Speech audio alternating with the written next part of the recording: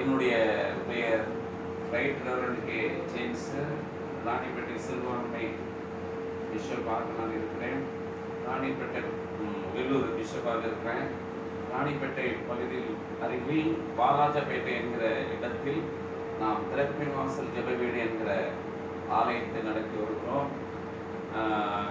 கிளை சபையில் வச்சு நடத்தி வருகிறோம். இந்த நாளில் என்னை சார்வனின் தரிசனம் டிவிக்கு என்னை அழைத்ததற்காக உங்கள் யாவருக்கும் நான் நன்றி தெரிவித்துக் கொண்டு, இந்த நாளில் நாம் ஆவில எளிமை உள்ளவன் பாக்கியவான், பரலோகராஜ்யம் அவனுடையது. ஒரு ஆவில எளிமை வேண்டும் என்பதை இன்னைக்கு நாம் பார்க்கிறோம். அருமையான தேவனுடைய பிள்ளைகளை, மார்க்கு மத்திய 5ஆம் அதிகாரம் இந்த 3ஆம் வசனத்தில் சொல்லுகிறது, ஆவில எளிமை உள்ளவன் பாக்கியவான், அவன் பரலோகராஜ்யம் அவனுடையது. துயரப்படுகிறவர்கள் பாக்கியவான்கள், அவர்கள் ஆறுதல் அடைவார்கள். சமாதானம் பண்ணுகிறவர் பாக்கியவான்கள், அவர் பூமியை சுதந்திரித்துக் கொள்வார்கள் என்று சொல்லி இந்த வேதத்தில் நாம் வாசிக்கிறோம். அப்ப இன்னைக்கு ஆவியை பற்றி பார்க்கும்போது, தேவனுடைய பிள்ளைகளை, இந்த ஆவி, காத்து, சுவாசம், மூச்சு என்கிற இந்த வார்த்தை அன்னைக்கு ஆதாமை ஆண்டவர் படைத்து பொம்மையா இருக்கும்போது ஆதாமுடைய நாசியில ஆண்டவர் ஊதினார். ஆதியாகமம் 2ஆம் அதிகாரம் 7-8 வசனங்களை நாம் வாசிக்கும் போது இங்கு சொல்லப்படுகிறது. அப்ப இந்த ஆண்டவர் அவன் நாசியில சுவாசத்தை ஊதும் போதுதான் அவன் ஜீவ ஆத்மா ஆனான் என்று சொல்லி நாம் இந்த வேதத்தில் பார்க்கிறோம். தேவனுடைய பிள்ளைகளே, அப்ப இந்த ஆவி, மூச்சை, காத்து, சுவாசம் என்பது கர்த்தர் என்று சொல்லப்பட்டிருக்கிறது, ஆண்டவர் என்று சொல்லப்பட்டிருக்கிறது.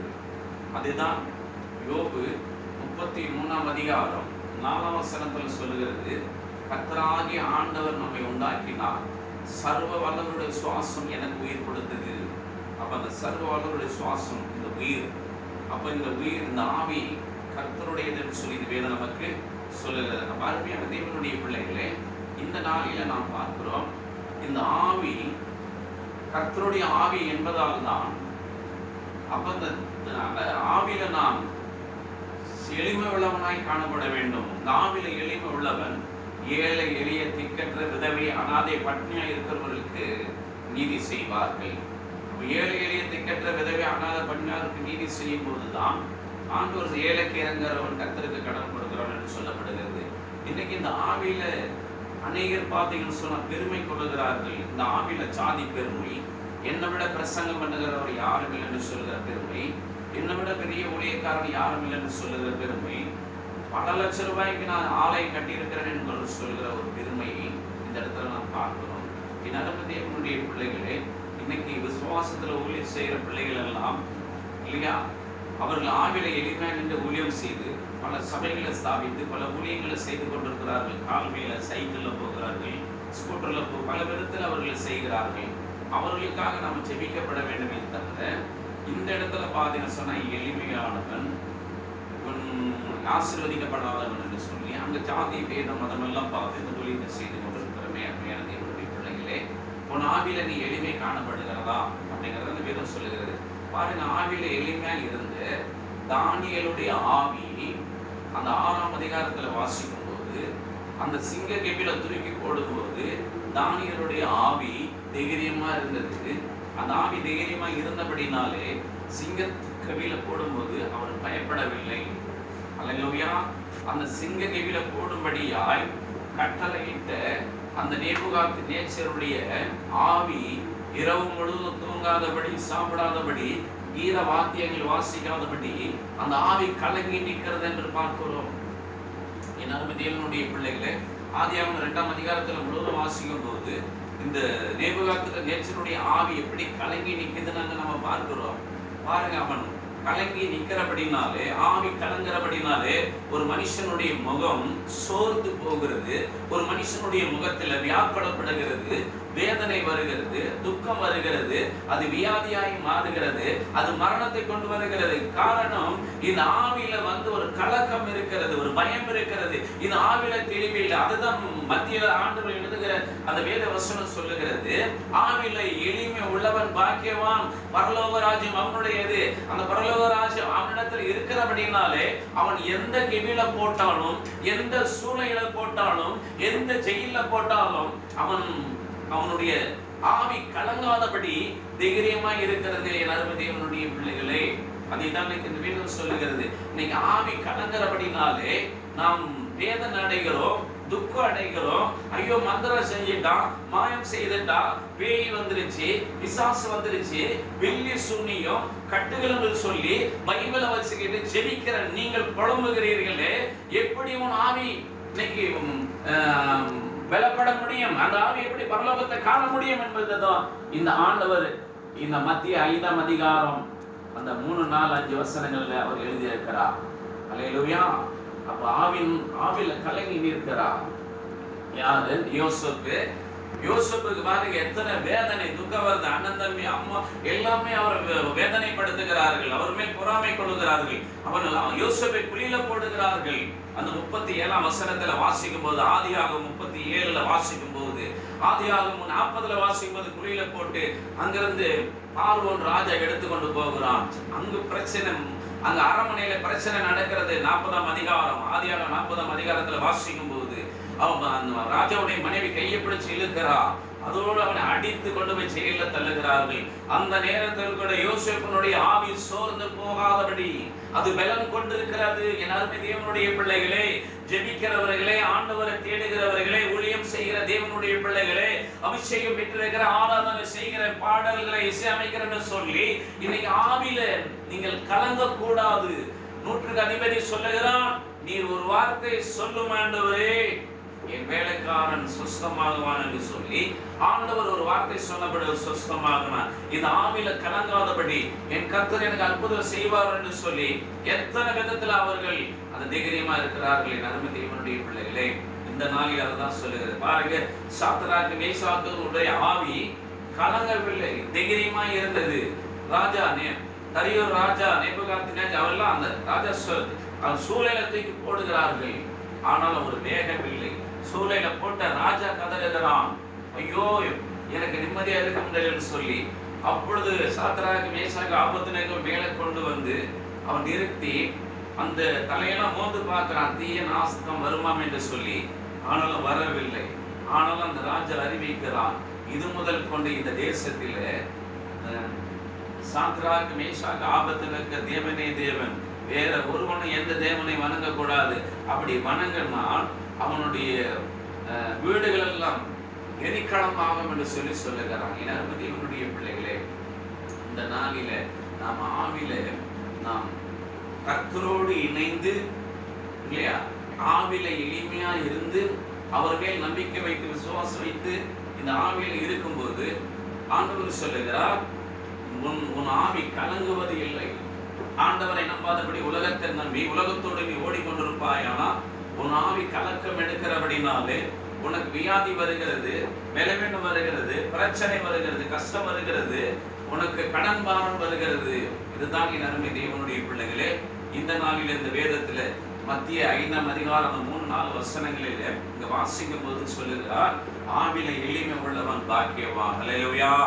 அடுத்தவர் தான் ஆவில துயரப்படுகிறவன் பாக்கியவான், ஆறுதல் அடைவார்கள். பாருங்க, யோசேப்பு ராஜாவா ஆகி ஆறுதல் அடைந்தான்.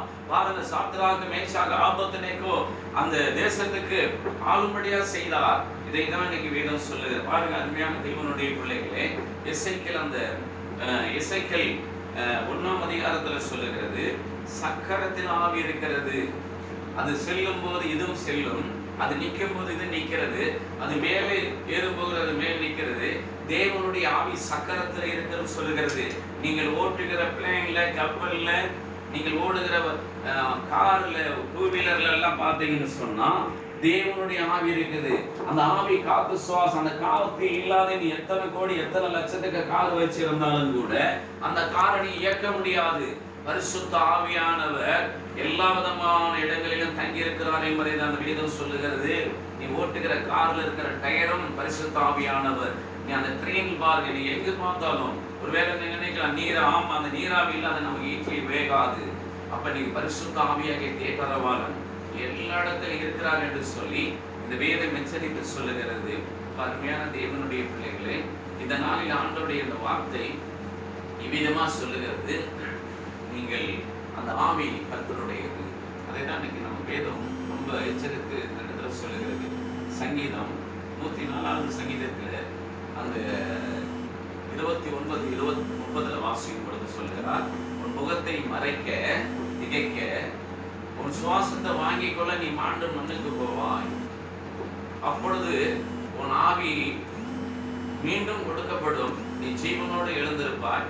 பூமியில் உள்ள ஜனங்கள் ஆச்சரியப்பட்டு உன்னை பார்ப்பார்கள் என்று சொல்லி 104வது சங்கீதம் 29-30 வசனங்கள் அங்கு எழுதப்பட்டிருக்கிறது.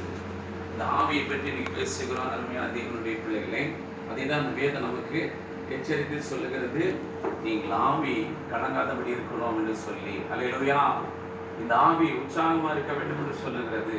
பாருங்க, அங்க அதான் இன்னைக்கு அந்த மத்தேய 5ஆம் அதிகாரத்துல அப்படி சொல்லுகிறது. 3வது அங்க பார்க்கிறோம் இல்லையா? 2வது பார்த்தோம், துயரப்படுகிற ஆறுதல் அடைவார், துயரப்படுகிறவர்கள் பாக்கியவான்கள் ஆறுதல் அடைவார்கள். இவங்க எல்லாம் ஆறுதல் அடைந்தார்கள். ஆனா அவங்களுடைய எதிரியாகிய ராஜாக்கள் எல்லாம் வேதனை அடைந்தார்கள், துக்கம் அடைந்தார்கள். ஏன்னா அவங்க ஆவியை கலக்கம் படிக்கும்படியா செய்தார் ஆண்டவர் தான். வேதம் 3வது பார்க்கிறோம் இல்லையா? துயரப்படுகிறவர்கள் பாக்கியவான்கள், பூமியை சுதந்திரித்துக் கொள்வார்கள். அல்லேலூயா. அப்ப இன்னைக்கு எல்லா விதத்திலும் துயரப்படுகிற இந்த அரசாங்கம் சரியில்லை, சென்ட்ரல் அப்படி எல்லா இடத்துலையும் இன்னைக்கு அதிகாரிகள் சரியில்லை, கிறிஸ்தவர்களுக்கு விரோதமாக எழும்புகிறார்கள் சொல்லி நாம் வேதனைப்பட்டு ஜெபிக்கிறோம். அருமையான தேவனுடைய பிள்ளைகளே, இந்த ஜெபத்தை கேட்டு ஆண்டவர் இந்த பூமியை ஆளுகை செய்வார். அல்லேலூயா. எப்படி ஒரு நாளைக்கு யோசேப்பு ராஜாவா அரசாண்டது போல தேவனுடைய பிள்ளை இந்த தேசத்தை அரசாளுவார் என்று சொல்லப்பட்டிருக்குது. அதனால் எல்லா தேவனுடைய பிள்ளைகளே, ஊழியம் செய்கிற ஊழியக்காரர்களே, போதகர்களே, எல்லா அபிஷேகம் பெற்றவர்களே, பெரிய பெரிய ஊழியக்காரர்களே, நீங்கள் ஆவியில எளிமையாகி ஏழை எளிய திக்கற்ற பிள்ளைகளுக்கு நீங்க உதவி செய்ய வேண்டும் என்று நான் ஜெபிக்கிறேன். பாருங்க, இன்னைக்கு ஏழைக்கு உதவுகிறோமா? எத்தனை சபைகள் இருக்கிறது, எத்தனை காலேஜ் வைத்திருக்கிறார்கள் கிறிஸ்தவர்கள், எத்தனை விதமான ஸ்தாபனங்கள் இருக்கிறது, மருத்துவம் இருக்கிறது. ஆனாலும் ஒரு ஏழை கிறிஸ்தவ பிள்ளைகளுக்கு ஒரு வேலை கொடுக்கலாம், ஒரு ஏழை படிக்கிற பிள்ளைகளுக்கு ஒரு 10,000 20,000 கம்மி பண்ணலாம், ஒரு ஏழை பிள்ளைகளுக்கு ஒரு ஃப்ரீ சீட் கொடுக்கலாம் என்று சொல்லி யாருக்காவது இந்த ஆவில எளிமை இருக்கிறதா? இல்லை. என் அருமை தேவனுடைய பிள்ளைகளே, அன்னைக்கு இந்த தேசத்துக்கு வந்த அன்னை தெரசா பாருங்க, அவங்க ஆவில எளிமை உள்ளவர்களாக இருந்து எத்தனை விதமான ஏழை எளிய பிச்சைக்காரர்கள் புண்ணு அழுகி போய் கிடக்கிறதெல்லாம் சுத்தம் செய்து அந்த ஆவில எளிமை உள்ளவர்களாக இருந்து இயேசுவை இங்க வெளிப்படுத்தினார்கள் என்று நாம் பார்க்கிறோம். ஊழியம் செய்கிற நம்மிடத்துல இப்படியாப்பட்ட தாழ்மை இருக்கிறதா? இப்படியாப்பட்ட பொறுமைகள் இருக்கிறதா? இப்படியாப்பட்ட காரியங்கள் நம்மிடத்துல இருக்கிறதா? அல்லேலூயா. அதுதான் இன்னைக்கு இந்த வேதம் நமக்கு எச்சரித்து சொல்லுகிறது. அருமையான தேவனுடைய பிள்ளைகளே, நாம் ஏழை எளியவர்களுக்கு இறங்கி ஏழை எளியவர்களுக்கு நன்மை செய்து இந்த ஆவில எளிமை உள்ளவர்களாய் நாம் காணப்பட வேண்டும். அல்லேலூயா. எத்தனை பெருமையில வாழ்ந்து கொண்டிருக்கோம் கிறிஸ்துவர்கள், எத்தனை பெருமையில நாம் இன்னைக்கு நடந்து கொண்டிருக்கிறோம், என்னை விட யாரும் இல்லைன்னு சொல்லி எத்தனை பொறாமையில இருக்கிறோம், கோபத்தில் இருக்கிறோம், எத்தனை எரிச்சலில் இருக்கிறோம். அன்பு இருக்குதான் நம்ம இடத்துல, அன்பா நேசிக்கிறோமா? இதைதான் இன்னைக்கு வேதம் நமக்கு எச்சரித்து சொல்லுகிறது. அருமையான தேவனுடைய பிள்ளைகளை, இந்த நாளில இப்படியாப்பட்ட நீங்கள் ஆவியை பெற்று ஆண்டவர் சொன்ன அந்த வார்த்தையின்படி நீங்கள் ஆவியில எளிமை உள்ளவர்களாக இருந்து இந்த ஆவியில நடந்து கொள்ளுங்க. கர்த்தர் நம்மளை ஆசீர்வதிப்பாராக. நம்ம கண்களை மூடி ஜெபிக்கலாமா? இந்த வார்த்தையை தரிசன டிவியின் மூலமா கேட்கிறேன் அருமை தேவனுடைய பிள்ளைகளே, இப்பொழுது அந்த வார்த்தையை கேட்கிற ஒவ்வொரு பிள்ளைகள் மத்தியில நான் ஜெபிக்கிறேன். யாரெல்லாம் அந்த செய்தியை கேட்டுக்கொண்டு இருந்தார்களோ, வியாதி உள்ளவர்கள், போராட்டம் உள்ளவர்கள், பிரச்சனை உள்ளவர்கள், மந்திர மாயம் பேய் பிசாசு பில்லி சூனியம் என்று பயந்து கொண்டிருக்கிற தேவனுடைய பிள்ளைகளே, இயேசுவின் நாமத்தில் இப்பொழுது அந்த ஆவிகள் எல்லாம் வெளியேறும்படி நான் ஜெபிக்கிறேன். அந்த வியாதிகள் குணமாகும்படி ஜெபிக்கிறேன். எல்லாத்தையும் இயேசுவின் நாமத்தில் வெளியேறும்படி ஜெபிக்கிறாப்பா. உங்களோட காக்கட்டும். பிள்ளைகளை பாதுகாத்து ஆசீர்வதித்து பலப்படுத்துங்க. இதை கேட்ட பிள்ளைகள் ஒவ்வொருத்தருமே கரையிறங்கி ஆசீர்வதிங்க. அப்பா, அந்த தரிசன டிவி கூட நீங்கள் ஆசீர்வதி உயர்த்தி வழி நடத்துங்க. இதில் இருக்கிற எல்லா விதமான பொறுப்பாளர் தயாரிக்கிறதுடைய ஆசிரியர்கள், ஆண்டவரை சாரோரின் தீர்க்க தரிசனம், அந்த மாத இதழ், இவைகளெல்லாம் ஆசீர்வதித்து உயர்த்த வேண்டும் என்று எங்கள் நாட்டு ரட்சகரமாக இயேசு கிறிஸ்து மூலம் ஜெபிக்கிற நல்ல பிதாவே. ஆமென். என் ஆத்துமாவே கர்த்தரை ஸ்தோத்திரி, என் முழுவதுமே பரிசுத்த நாமத்தை ஸ்தோத்திரி. என் ஆத்துமாவே கர்த்தரை ஸ்தோத்திரி, அவர் செய்த சகல உபகாரம் மறவாதே. ஆமென், ஆமென், ஆமென். சமாதானத்தில் கர்த்தருடைய ஆசீர்வாதம். இயேசு மெய்தேவன், இயேசு வல்லவர், இயேசு மெய்தேவன்,